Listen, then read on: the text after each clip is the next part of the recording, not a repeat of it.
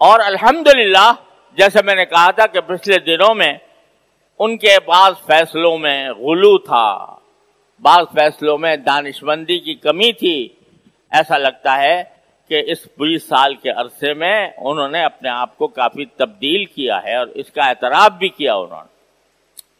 تو اب جو اقدامات کر رہے ہیں، عام معافی کا اعلان، جیسا رسول کریم سرور دو عالم صلی اللہ علیہ وسلم فتح مکہ کے موقع پر اپنے جان کے دشمنوں، خون کے پیاسوں کے لیے معافی کا اعلان کیا تھا، آج انہوں نے اس کے اوپر بھی عمل کیا.